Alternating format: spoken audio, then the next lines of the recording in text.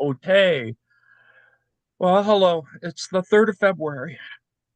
This and that information. We're doing value form theory again. I think I can actually now talk about it better than I could before. Um, so it is a review on the one hand. On the other hand, there is new material. And it's not jumping around so much as it is providing a better, puffier foundation for reading Marx's Capital, ultimately. But I think there's a way to sort of explain this, and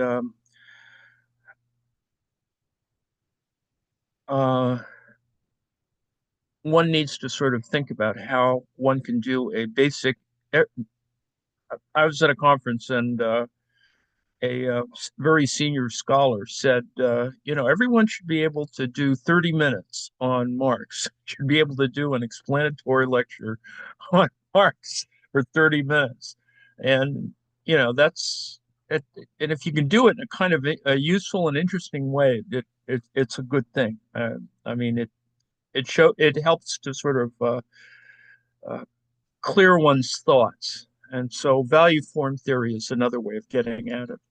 This can't remember where this quote is from. I think it's from the Wikipedia entry, but there's a little bit today that's Wikipedia, but there's other things that are thrown in here because it's the intersection of a variety of things talking about Marx's Capital, and so it sort of extends what we were doing yesterday, but more specifically about value form theory, since it is a kind of common thread defended by Heinrich. Heinrich is identified with value form theory, but there's a lot that he doesn't quite get worked out, and that's why Moseley gets into a fight. Fred Moseley gets into a fight with him. Well, we won't call it a fight. There's just simply a difference of opinion, and those who and it is a difference of opinion between historians and economists. So as it says here, value form theory is a clumsy way of designating a way that people from all over the world, from the early 20th century until today, have interpreted and expanded on capital. Although one of the hallmarks of value form theory is to distinguish its interpretation of capital from the standard interpretation, as if there was one, this does not mean that people working in value form theory have similar theoretical social or political orientations. Some are Althusserians. Some are influenced by Adorno and Horkheimer, the Frankfurt School. Some are Trots, as in Trotskyists. Some are Maoists, some are left communists, some are communizers, some were elected to representative governments, and indeed, some probably have little to no political commitments at all, although I can't think of any. Anyway, uh, that's probably the best way to describe it, that it is something but is not something. I think it is the sort of continuing snowballing of certain ideas after after the 19th century marks. And in this particular instance, um, and uh, and the break point, of course, is whether you do or don't subscribe to a version of labor theory of value. And so, on the one hand, we sort of it's kind of patronizing on the one hand that we sort of listen to all this stuff about labor theory of value while accepting the idea that we've probably gotten past that.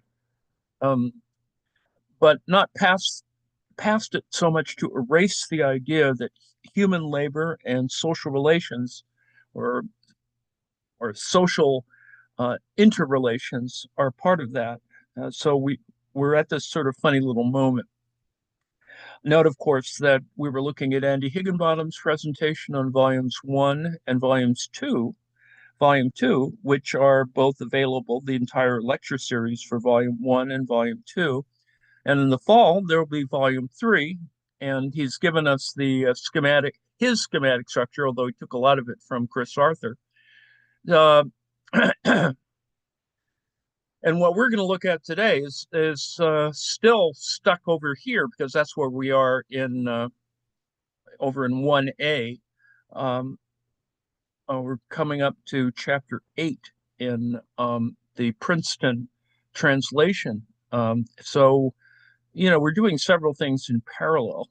And but I think reassessing it with different sort of triangulating or coming to grips with certain Marxian ideas by looking at various sort of perspectives on it, I think it's actually useful. That's just kind of the way I operate anyway. And so I recommend to you that the schematic structure that Higginbottom has derived for the 3 volumes is actually quite useful. Noting, of course, that there are lots of others, secondary issues that he covers, certain ways in which he, sort of finesses the labor theory of value, et cetera. But it's still worthwhile. And of course, David Harvey's A Path of Argument in Volume 1 of Marx's Capital from, I guess, 2011 is still at least my preferred version of how we look at the path of argument going across the top, then going to the next row, that is commodity values, form of exchange value, money form, market exchange, money commodity, then money, and then creditors, debtors, value in process, profit, capital versus labor, and then class struggle, volume 1. Seems pretty abstract on the one hand. On the other hand, I think it keeps the kind of dialectic flavor of the argument sort of moving. And I think it's important to remember that that's kind of what Harvey was doing. Now, what I'm going to do today, because I keep confusing them, is to clarify because I kind of didn't like looking at Harry Cleaver's diagram for value form, or at least form. But I think it's actually still important to understand it. And I'm going to try and plow through that so you get a sense of that this is the outline in diagrammatic form that goes with his notes, which is I guess it's a junior level course, his course on capital. And the notion of a value form has various levels of development and are described in other documents or by Marx as a simple and then a movement towards a more general form. And all of this in chapter 1. So you need to get this sense that there's always this basic idea of a form, a kind of whole or a complete collection here, that it has 2 poles, um, that forms always do have two poles. That is, one that is relative and one which is more complete or equivalent. And so these poles here in the description of the diagram are pretty, hopefully, um, pretty apparent. That is, we talk about a relative form whose value is expressed, and then equivalent form which expresses value. These are all part of the same thing. Your experience of this a commodity is that it has that values are at work. You make judgments. They're the form expresses stuff, but it also expresses value. So it has a certain appearance, and then it has a series of representations, and then you assess it in a kind of mediated way. Yeah, that's kind of the way you engage the world. There's always mediation of one kind or another, whether it's the oxygen that carries the noise that blurts out of my face, or other kinds of ways in which we engage the world. So, with that in mind, this is the more complex section of how we understand chapter 1, beginning with the notion of the commodity. Noting, of course, that there is use value and exchange value, which is often referred to, as you can see in the right here, as value, and which is confusing. It is confusing when you read Marx, is that there's use value and value, but the the contrast is between use value and exchange value ultimately, because what it's all about still, a commodity is about exchange. Um, it it represents a thing and in a mode of production that requires markets and a variety of other interrelations, and so those things are available to us. And you can see that these are divided into qualitative and quantitative aspects. That there on the use side there is attributes and measure, and on the value side, there's substance and measure. So things are shared between the two.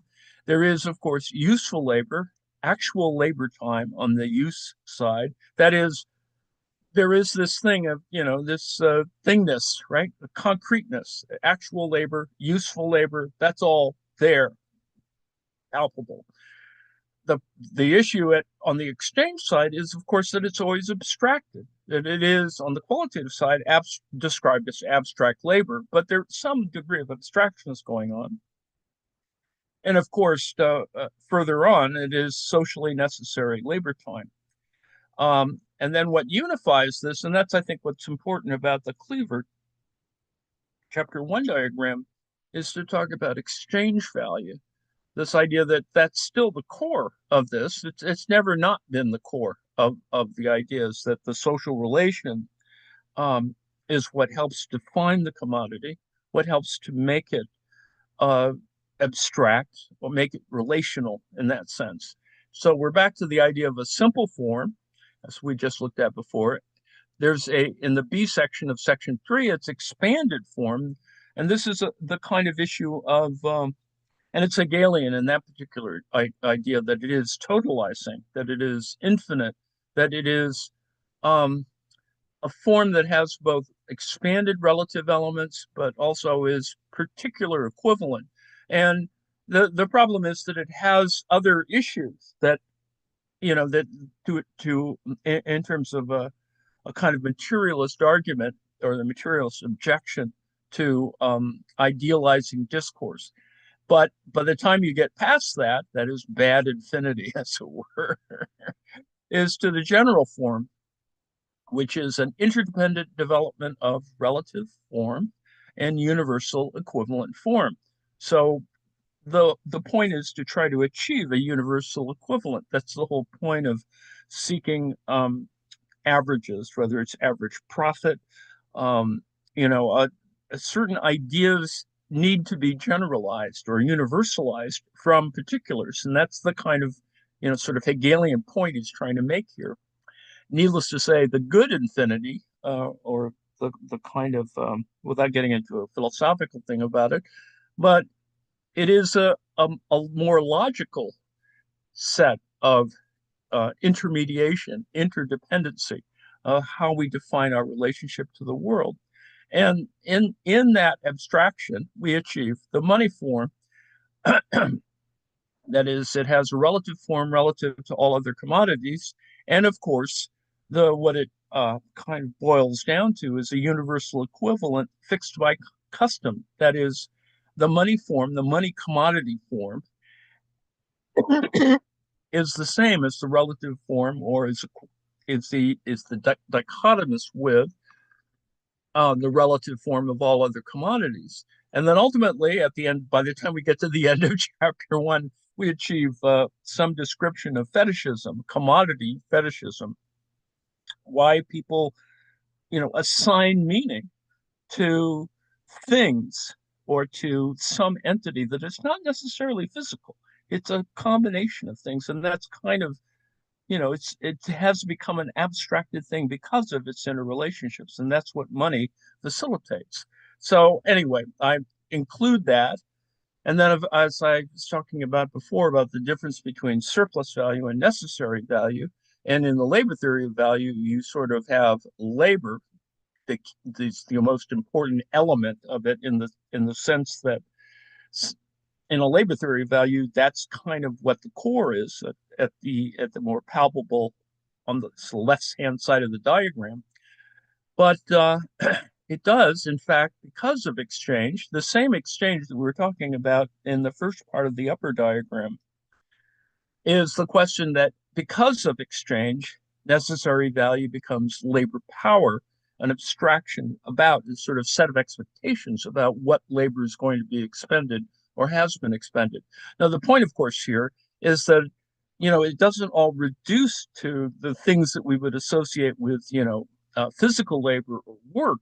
It is more this more generalized notion of activity. And I think that's probably a better way to think about it, particularly in a theory of so-called value form. You want to begin to move into that direction. That's why exchange value and labor power become part of the sort of motivation for labor.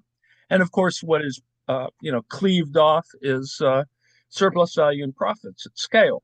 So that's the kind of way in which we can talk about the degree of abstraction referred to by people like Hendrick and among many others. And Hendrick's point of view is problematic because it doesn't account for certain things are not well accounted for. Let's put it that way. Mosley's objection is on one of how to define exchange. I mean, his objection with Hendrick is the idea of exchange. And other people critique Heinrich on the issue of that no idea of Department 2 demand is being really fully reflected in that, even though, Heinrich does volumes 1, 2, and 3. I think he persists in a certain set of ideas that, yes, it's not like he negates the idea of exchange, but I think he doesn't um, carry the value form idea far enough. But that's, I think, because it's a German thing. You could say it's just, it's the extension of his particular worldview on that. But it's worth still talking about. We don't, I think it doesn't negate the quality of his scholarship or anything. The value form or form of value, the Wertform in German, is an important concept, of course, in Marx's Critique of Political Economy, discussed in the first chapter of Capital Volume 1, refers to the social form of tradable things as symbols of value, which contrast with their physical features as objects which can satisfy human needs or serve a useful purpose. So this is, the social form is not always a physical thing. It is a thing, let's just put it that way. But the thingness of it, doesn't always have to be as palpable as one can imagine. A certain degree of abstractions going on, just as we assume certain symbols or certain, icons refer to, some other kind of reality. Now, the physical appearance of the price tag of a traded object may be directly observable, but the meaning of its social form as an object of value is not. So here immediately you have the difference between something very concrete like appearance or price tag on a widget, but the meaning of its social form is much larger or more, epiphenomenal perhaps than that. And this idea of the social form of tradable things is, a kind of how capitalism operates with things that are, fetishistic, that is, that have um, a market for needs or desires that alters the social form or that mediates the social form. Playfully narrating the metaphysical subtleties and theological niceties of ordinary things when they become instruments of trade, Marx provides a brief social morphology of value as such, what its substance really is, the forms which this substance takes, and how its magnitude is determined or expressed. So you have these three elements: substance, forms, and magnitude. So when we talk about value form, we're talking about substance and magnitude as well. He analyzes the evolution of value in the first instance by considering the meaning of the value relationship that exists between two quantities of traded objects. He then shows how, as the exchange process develops, it gives rise to the money form, which facilitates trade by providing standard units of value. Lastly, he shows how the trade of commodities for money gives rise to investment capital. And this is just the natural argument that we see that you can see in the David Harvey diagram. Tradable wares, money and capital are historical preconditions for the emergence of the factory system. With the aid of wage labor, money can be converted into production capital, which creates new value that pays wages and generates profit when the output of production is sold in markets. So there's this entire idea of the formation of markets, et cetera, that's part of all this. The knock on Marx, of course, darn socialism, blah, blah, blah, blah, there are no markets. Well, no, that's not true. There are always markets. The market is a symptom of that. The question is what kind of values are being exchanged in such markets. The value form concept has been the subject of numerous theoretical controversies among academics working in the Marxian tradition, giving rise to many different interpretations. And what happens below this is from the separate Wikipedia page on criticisms of value form theory. So this refers here to Isaac Rubin's essays on Marx's theory of value. Theory of the value form has been appraised by many Marxist scholars as well as by Frankfurt School theorists and post-Marxist theorists. There's also been considerable discussion about the value form concept by Japanese Marxian scholars. The academic debates about Marx's value form idea often seem obscure, complicated, or hyper-abstract. Nevertheless, they continue to have a theoretical importance for the foundations of economic theory and its critique. What position is taken on the issues involved influences how the relationships of value, prices, money, labor, and capital are understood. It will also influence how the historical evolution of trading systems is perceived and how the reifying effects associated with commerce are interpreted. So what we're looking at is a dynamic process, a system in constant evolution, and motion, movement, etc. So you have to always look at all the different things going on. Now, nowadays, there are many scholars who feel that Marx's theory of the value form was misinterpreted for more than 100 years. This allegedly had an effect that the radical meaning of Marx's critique of capitalism as a whole is misunderstood or diminished so that it just became another version of economics. Often, Marxists have replied to this type of criticism by restating Marx's argument in clearer language, or by showing that Marx's theory of economic value, at the very least, fares no worse than the subjective theory of value. That is, as in marginal economics, the theory of the util, as in utility theory, as the measuring unit of exchange. It is ironic, in fact, in a utilitarian theory to think of a util as a unit of exchange. But anyway, Marx's argument is that the exchangeability of reproducible commodities with recognition of their relative values is enabled by the common factor that all of them are products of social labor. That is, cooperative human labor producing things for others.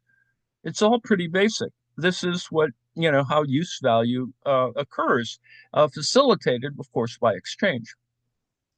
His critics, however, suggest that Marx's observations about commodity trade fail to provide any definite proof that human labor time, and this is the issue for those people who subscribe to the labor theory of value, work effort is the real substance of the value of commodities. It is not self-evident that commodities are commensurable in exchange because they're all labor products. One could just as well argue that they are commensurable in exchange because they're all priced. That is, and Aristotle argues that in the Nicomachean Ethics. And if that is the case, it seems that the whole analysis of the form of value is redundant and pointless. Well, that's like academia itself. Marx's own response, and this is a specific quote in a famous letter from Marx to Ludwig Kugelmann of July 1868. Marx kind of gets annoyed by all of this because at this moment, he's sort of in the midst of publishing different versions and still working on the definitive volume 1. So he writes to Kugelmann, even if there was no chapter on value in my book, the analysis of the real relations which I would give contain the proof and demonstration of the real value relations. All that palaver about the necessity of proving the concept of value comes from complete ignorance, both of the subject dealt with and of the scientific method. Every child knows that a nation which ceased to work, I will not say for a year, but even for a few weeks, would perish. Every child knows, too, that the masses of products corresponding to the different needs require different and quantitatively determined masses of the total labor of society. That this necessity of the distribution of social labor in definite proportions cannot possibly be done away by a particular form of social production, but can only change the mode of its appearance is self-evident. No natural laws can be done away with. What can change in historically different circumstances is only the form in which these laws assert themselves. And the form in which this proportional distribution of labor asserts itself in the state of society where the interconnection of social labor is manifested in the private exchange of the individual products of labor is precisely the exchange value of these products. Science consists precisely in demonstrating how the law of value asserts itself.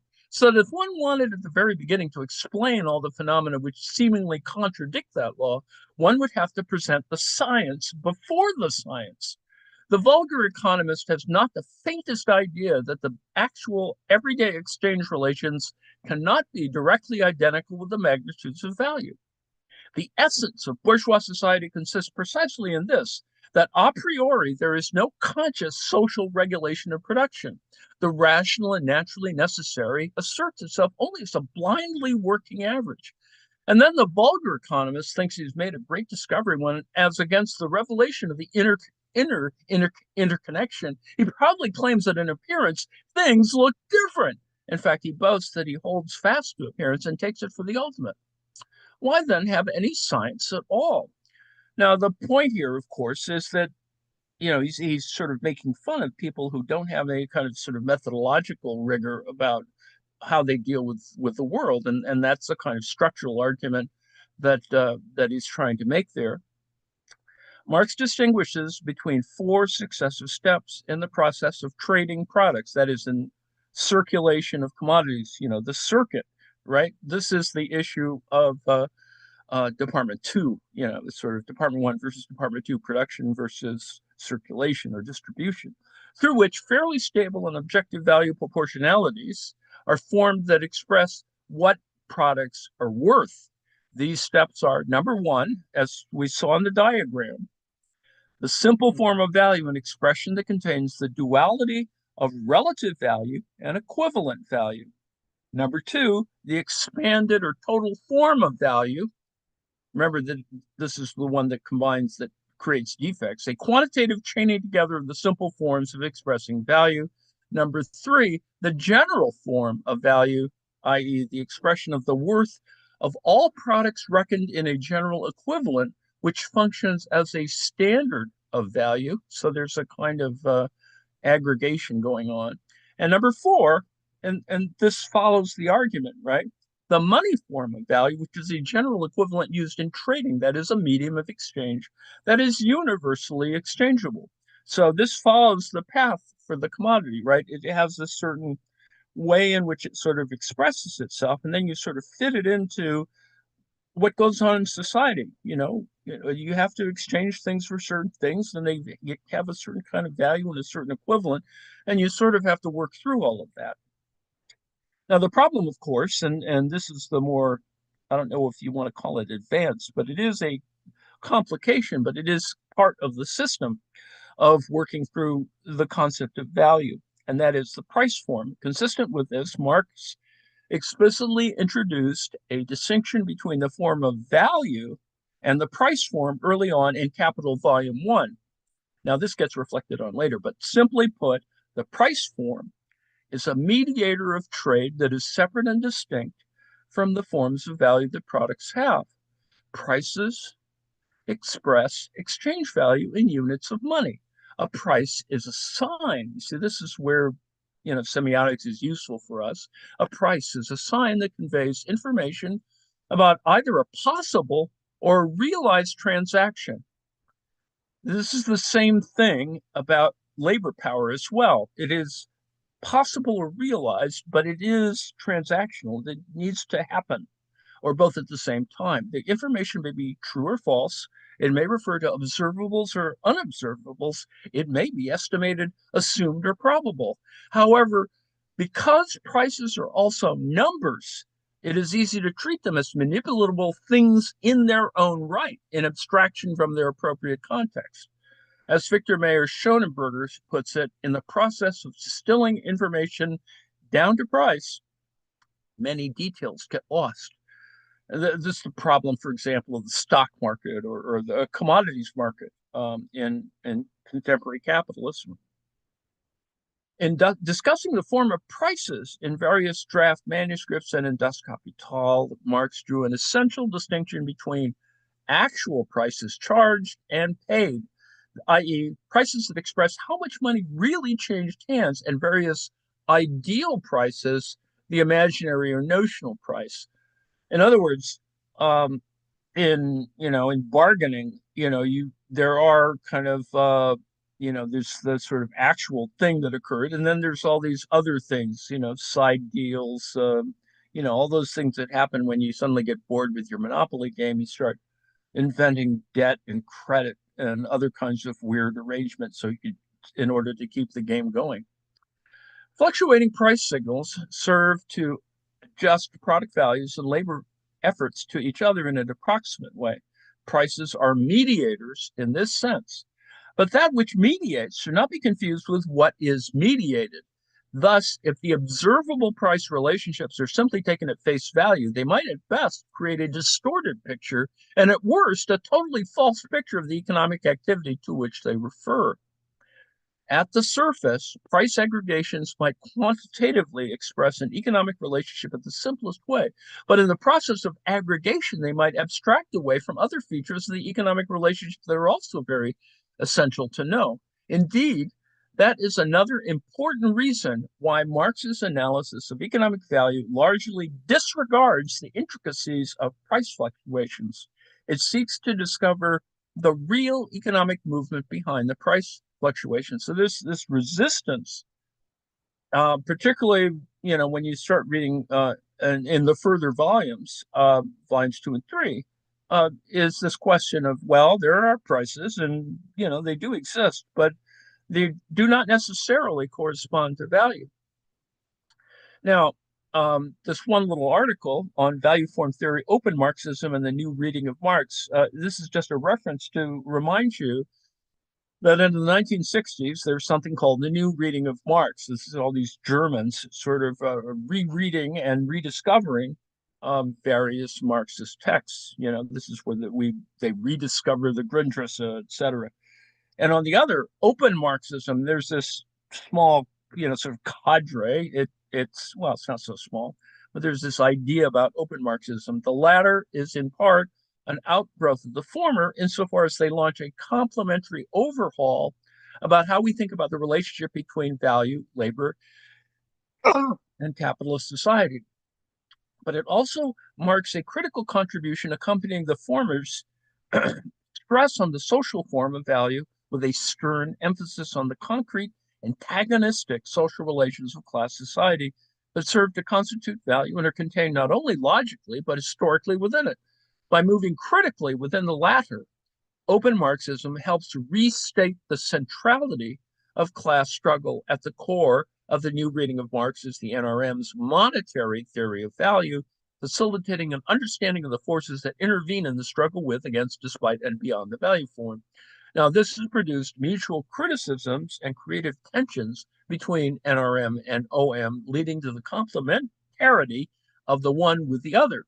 By bringing an understanding of the constitution of abstract social forms and continuing concrete forms of human practice and domination, open Marxism, OM, suggests that the unfolding, the value form as presented in Marx's Capital, is not simply a logical derivation, but a historical process based in the forceful dispossession and separation of individuals from the means of reproducing their conditions of living in order to create a class of wage laborers. It also suggests that behind the apparent non-empirical reality of value lie antagonistic social relations that have a real-life efficacy mediated in abstract social forms.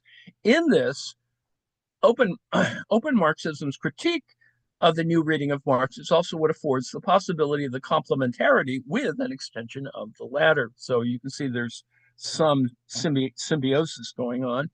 And needless to say, kind of what we're left with, or not so much left with, is this idea that modern money theory does represent this kind of transformation. And fortunately or unfortunately, people do their best to sort of not necessarily say, the four-letter word Marx when you talk about, money theory. But the fact is, there's a Marxian money theory, and it was sort of underattended until you had this sort of shifts in Marxist theory in the post-war period that are symptomatic of the new readings of Marx, the NRM people, and the fact that open Marxism tries to, make this more compatible with, actual reality. So Marx analyzes the how of money in the theory of the value form and the why of money in the theory of the fetish character, whereas in the theory of the exchange process, he examines the question of through what. Near the end of chapter 2 in Capital, volume 1, as the final consideration of money prior to chapter 3, where he presents the theory of money proper, Marx writes, the difficulty lies not in comprehending that money is a commodity, but in discovering how, why, and through what a commodity is money. This sort of, the combination of money as commodity, and then ultimately money as money. Marx's indication of these three difficulties clearly suggests that he managed to brilliantly overcome them, but no hint is provided regarding where this is carried out. This person's view is that Marx answered the questions how, why, and through what in section 3 and 4 of chapter 1 and in chapter 2, respectively. In other words, the three problems are listed in the order that he solves them in Capital. And as I pointed out when I talked about this is Kurama Samezzo, it's a 1957 thing, but essentially he explains the value form as kind of, perfectly logically. I find that not enough people have read this and could have saved themselves some work by looking at this older text by a Japanese scholar. Now, how is the value of a commodity expressed? Thus, how does it acquire a form of appearance of its own? Through the relation of different commodities. In other words, this is this interdependency that you only know it because of comparison or difference, this set of relations. Remember, I've talked about this as that what we're looking at is the commodification of difference. In order correctly to analyze the form contained in such a relation, we must proceed from the simplest, most undeveloped shape, the gestalt. This is the same gestalt that we see in psychology. The simplest relation of the commodity is obviously its relation to a single other commodity, no matter which one. So this is the idea, and with all due respect, of the difference in a gestalt between foreground and background, or that foregrounding and backgrounding, center and periphery, are all kind of interrelated. You can't see one without the other. Hence, the relation of two commodities furnishes the simplest value expression for commodity. And hence, we go to the simple value, which we've beaten to death with a stick, I suppose. 20 yards of linen equals one coat. The idea that 20 yards of linen can be characterized as being worth one coat. The secret of the entire value form, the Aller form, must be hidden in this simple value form. Hence, its analysis offers the real difficulty. And I came across this other article that's fairly new. It's a 2023 article, but I'm having trouble getting a free copy of it. And that is Value Exchange and Heinrich's new reading of Marx, remarks on Marx's value theory from 1867 to 72. And yes, there's plenty of discussion of this. The 64 to 67 period has a certain business going on, and then 67 to 72 other things happen. So the abstract for this is the exclusive emergence of value in abstract human labor through exchange of mere products is a fundamental principle within the new reading of Marx, especially that of Michael Heinrich. He invokes both Capital and the manuscript additions and changes where Marx revised his value form analysis. This is the appendices, I think, or we talked about this before, the addition and changes section, where Marx revised his value form analysis for the second edition of Capital, the one from which the Princeton edition is being translated. However, this manuscript does not support Heinrich's view. In the same handwritten manuscript, Marx drafted the subsection on the fetishism of the commodity with two passages that Heinrich claims as evidence for his interpretation. Against this, we, the two authors, we elaborate Marx's understanding of abstract human labor as the specific social character of private labor. It does not result from exchange, but rather is its prerequisite. This is actually an important moment. Heinrich's attempt fails to include demand in the magnitude of value. This is sort of a Department 2 issue. Finally, it does not explain the value formation by circulation and production. Rather, his one-sided view of exchange means, by way of its logical implications, that the capitalist production process is no longer the unity of the labor process and the valorization process, but mere production of use values. Now, this point here is an important one because it's the means by which you get support for the fact that, well, we have transcended the labor theory of value. Now, that doesn't mean that the labor theory of value is totally kaput. It is, in fact, the issue, as we looked at it, of interpreting necessity, particularly the motion of necessity from labor to exchange value back through to labor power, that this sort of cyclical way in which we can talk about value being created. So that labor is, of course, a component of this, but it is, these ideas have become more segmented, and the focus is on the differences between these moments in time. And I've shown some examples of that. Now, I included an article by John Milios on rethinking Marx's value form analysis from an Althusserian perspective. Note, of course, that there are still Althusserians out there, not a lot. They're still around. We have been examining a certain categorical declaration of Louis Althusser on the subject of Marx's critique of political economy, namely that the type of scientific discourse it introduces totally negates all the premises and the whole theoretical edifice of classical and contemporary political economy.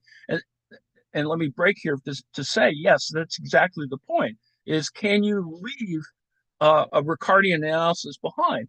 Well, I suppose the best way to do it is to leave it behind, but you have to acknowledge its existence. It is sort of part of the basis of knowledge that we have, but it's less determinative, let's put it that way. It is a declaration that comprised a crucial epistemological point of departure for scholars, Marxist or otherwise, seeking to comprehend Marx's monetary theory of value. This is that point I was making about the movement towards a monetary rather than a labor theory of value. Marx's monetary theory of value constitutes a radical critique of, in fact, a break with the Ricardian theory of value, conceived as labor expended. Its elaboration closely parallels Marx's value form analysis, above all, in section 1 of volume 1 of Capital. Marx showed that the products of labor become values because they are produced within the framework of relations of capital. He also made it clear that value necessarily manifests itself in the form of money, so that money is the manifestation par excellence of value and thus of capital. To make the point somewhat differently, it is the material embodiment of the capital relation. So it is not reified capital in that sense, but it is relations. It is the summation of the aggregation of a system of relations or interactions. It's another way of talking about it. Surplus value is a product of the specifically capitalist mode of surplus labor appropriation. More precisely, it is the notion of historically specific social relation of exploitation manifesting itself as profit, not as tribute, feudal forced labor, etc. It can be, moreover, be measured empirically only at the level of its form of appearance in monetary units. Marx's critique of political economy does not merely affirm that there is exploitation, that is, surplus labor appropriation. It also explains why exploitation in capitalism appears in these specific forms. It further reveals the necessity for elimination of the historical forms through which capitalist rule finds expression. But Althusser remained unimpressed by value form analysis, which he saw as a Hegelian influence on Marx. As a result, he failed to comprehend fully the significance of value form analysis in the critique of the Ricardian conception of value as labor expended. Now, the other way to look at that, of course, is to say, well, there are rent helps, or things like rent and financialization, et cetera, also help to clarify that difference. Neither did he identify the theoretical ambiguities and dead ends that have found their way into even Capital and other mature economic writings by Marx. Notwithstanding these theoretical contradictions, a reading of the work of Marx from the starting point of the Althusserian program is still an exercise of the highest importance. The key point to be derived from the program is, after all, the necessity that the Marxist theoretician identify Marx as problematic, then employ it to further refine his analyses in confrontation with the ruling bourgeois ideologies. That's the goal. I've included the link to Heinrich's, I think this is Appendix 3 of How to Read Marx's Capital. And we've already gone through the paradoxical form of value thing that is the appendix in the edition, which is in the Discord on the How to Read Capital, Marx's Capital from 2021. And then, of course, the appendix on the value form, Karl Marx himself, is and to hopefully further, nail down this, and you can see the exchangeability of value form or exchange value. And I hope that having the diagram in there reminds you of how that kind of is configured. But here are some dichotomous relations, let's put it that way. So column 1 is quality or quantity in column 2. So you have these contrasts, right? Use value versus exchange value, concrete sensuous things versus abstract numerical things. And the fact is that they're not wholly separate, right? They do, you assess them in a kind of, in a dialectic way. Natural form versus value form or commodity value, worth and value, material wealth and magnitude of value. So magnitude of value and material wealth are something that, worth spending more time thinking about. Also work as opposed to labor, or more properly, labor power. So on the left could be labor. On the right is the more abstract, yet potentially numerical and, other, the more mobile, dynamic form, labor power.